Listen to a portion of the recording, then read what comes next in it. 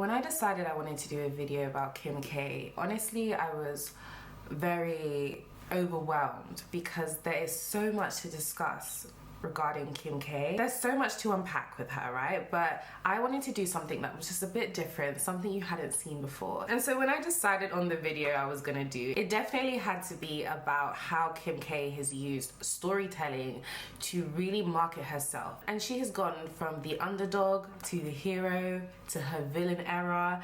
And I just think that it's just been so interesting to watch. We've been exposed to Kim Kardashian at this point for over 10 years. So we've really been able to see the story play out in real time. And I just feel like not enough credit is given to like the actual story. I mean, it's giving American Dream, you know, new age. And this overall video is really just to highlight how important storytelling is within marketing and how impactful it could be to the person who is consuming your product, you know, because Kim Kardashian is the product, by the way. Let's get that clear. She has made herself a $1 billion product. I also just wanted to say before we get into this video, this is not a video by any means to bash Kim Kardashian. It's not necessary. Like, she's a grown woman, she's made the decisions she's made, and we're just commenting on them. You may be wondering why I spend my time and my effort researching the marketing techniques of someone like Kim Kardashian. Well, that's because my name is Bolaji and this is Bolaji Inc. Welcome. The genesis. It started with the sex tape. Like, that's how we were introduced to Kim Kardashian. I know she worked for Paris Hilton prior to that, but no one knew her like prior. So the sex tape is where we were introduced to the Kim Kardashian. And to me, that's given like anti-villain type of vibes. Imagine a Marvel movie, okay, right? So she's just been given these powers, right? She didn't want these powers, right? And the powers are fame. But you know, something happened that was out of her control, the sex tape, and she was now thrust into this world that she didn't want to be in, but she's gonna make the best of it because, you know, who is Kim Kardashian if not a trier? So, you know, that's like how the story starts. Like, poor Kim, this thing has happened that's not her fault, because at the time it was allegedly Ray J who leaked. I don't know who leaked it, but it wasn't her that leaked it, right? And so for lack of better words, we're just gonna call this a sex tape era. And guys, honestly, I actually have been reading a book about like storytelling and marketing. That's why like I kind of thought about this. So let's go to the book and see what the book says, okay? In many successful stories, moral outrage is triggered in the early scenes. Kim Kardashian is like a queen of storytelling, right? Because the first thing she gets us to do is feel sorry for her. It's like, damn, this poor white woman, damn, this woman, her sex tape has been leaked. It's like completely degrading, but also she looks kind of hot, so it's like, And it's like, who is this woman? And like, why is she in this situation? And you know, you kind of feel bad for her. I mean, there was a lot of people that had a lot of terrible things to say about her, but a lot of people also did feel bad for her. So yeah, this viral sex tape is released. It's given to us without Kim Kardashian's permission, allegedly, or our permission. You know, we were just shown this shit, you know? And so yeah, that's how the character starts, right? You feel bad for this character, but you kind of want to see where it heads. Like, what's the end of this story gonna be? And so then we move on to the context part of the story, okay? And you know, with any good story, we need background information, we need context, we need other characters to fill up the space, fill up the void, give us more information. And who better to do it than her family? And they're so cute in Kris, Kourtney, Khloe, Kylie, Kendall, Kourtney, I don't know, everyone else, right? That is in the family, and we get introduced to keeping up with the Kardashians. And so over many years, we are introduced to their family dynamics, what they do, the things they overcome, the babies they make. You know, we really get context. And genuinely, I believe this is a really great move on Kris's part for a plethora of reasons. As we see, they become uber famous, the influencers, running Instagram. Kylie's lip kits, they make billions of dollars from us getting to know the family and getting more context and seeing the layers of this family. And in the background, we're in an era where luxury reality TV is taking off. Like, Kim Kardashian's around, but also there's Pimp My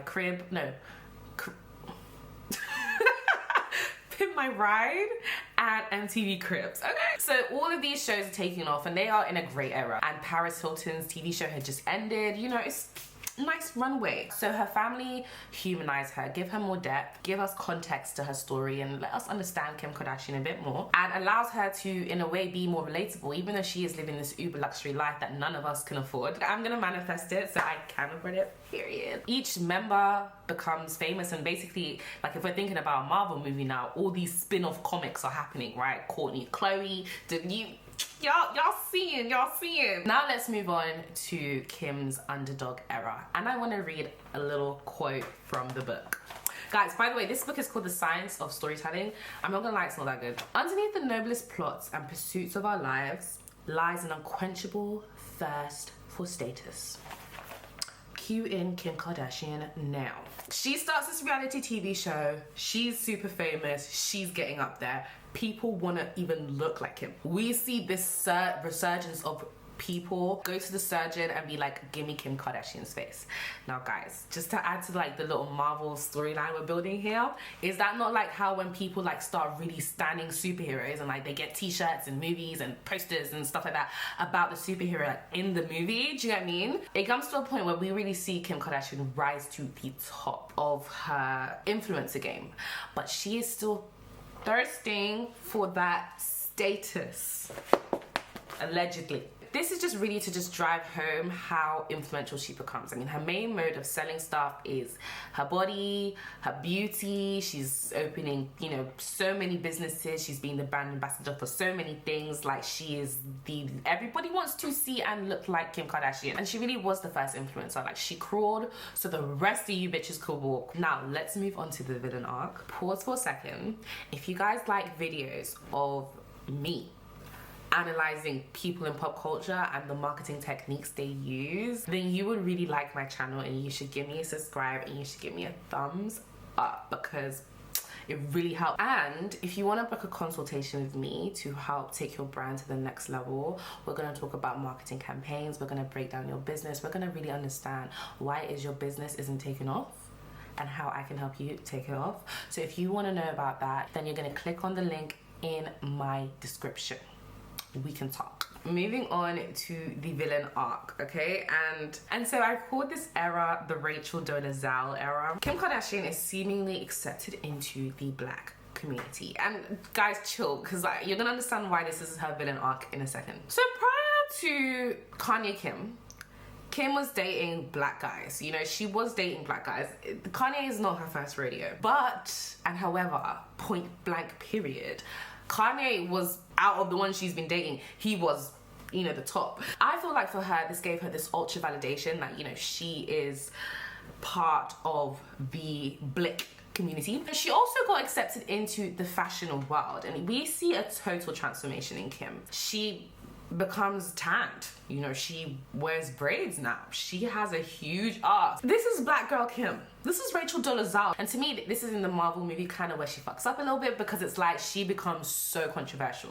Like, Kim was already really controversial because she started off in such a controversial way, but the stuff she was doing was getting to a point where she was just trying to get attention, you know, and that's always been the model of the Kardashians, get attention. I feel like people were starting to kind of have a lot of distaste for the Kardashians. This is why I'm saying her villain era. Like, she just became kind of annoying in a way, but I do think that is Kanye's fault, because I think, you know, she's taking cues from Kanye. Like, Kanye is one of the most polarizing celebrities there is. Guys, don't worry, I have written the script for my Kanye video, so it is coming, don't worry. It's gonna be delicious. Going back to the Marvel thing, right, I think this villain arc in the movie, this would be where it's like the hero is, you know, starting to fuck bitches, starting to drink, people are asking for help, the bat cave, the bat light is on, but no one is coming to save people. You know, it's like, what's going on here? We liked you and now you're doing all of this. We gave you this power and this is how you're treating us. Redemption arc, let's talk about it. She has done a huge 180 in my opinion. Like, from, you know, the deeps and the sticks of Kanye to like where she is now. She's freeing people out of jail. She's becoming a lawyer. I don't know if she is a lawyer yet, but she's becoming a lawyer. Skims has blown. She divorced Kanye. I think that was a W for her. She reduced her butt. Now that one I find that weird. I do find that weird, but I'm not talking about that today. And then dyeing her hair blonde and dating Pete Davison. Like, she went back to white, you know? She was like, I'm not gonna be Rachel anymore, I'm gonna be Kim. And, you know, I'm here for it, I'm here for it. But that was the redemption arc. So that is the point we are at to today. But you can just see how beautifully crafted that story was. And I just feel like we just really see this like character development. And it's not character development, no, she's a human, so she's just going through like normal life.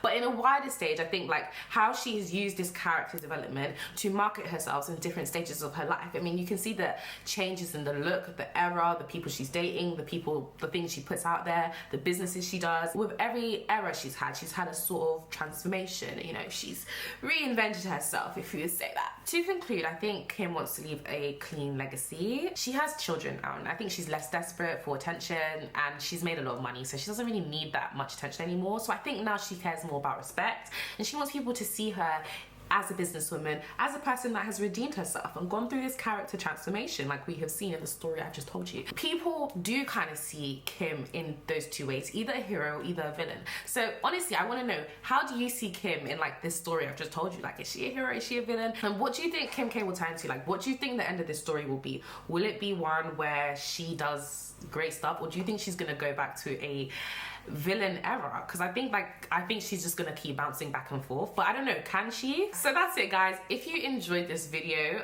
definitely check out my Beyonce video, because I talk about the ways in which she's able to stay relevant for the last 20 years.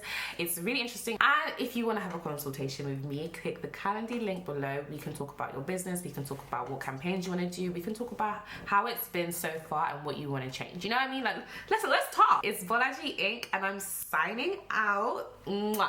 Bye.